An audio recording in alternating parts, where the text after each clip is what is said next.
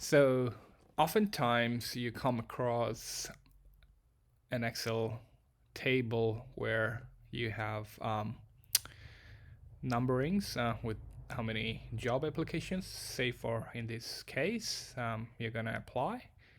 Um, the thing is, if you filter and sort, um, this changes, the serial number changes. Say for example, if I go here, I turn on the filter and I try to sort.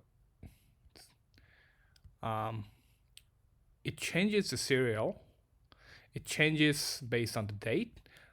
At the same time, it also changes the serial, which has been moved upwards and the number one has gone down. So basically, if you want a table where you can sort as much as you want, and at the same time you want this serial number to be 1 2 3, you just want to count.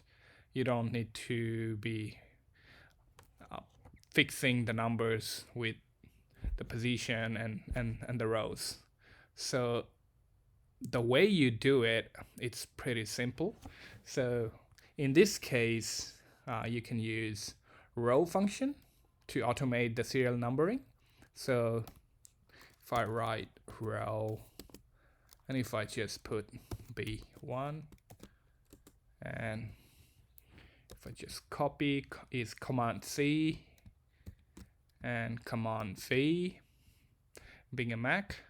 So right now, if I sort this again, descending, you can see it hasn't changed, and you can do sorting as much as you want and it will never change.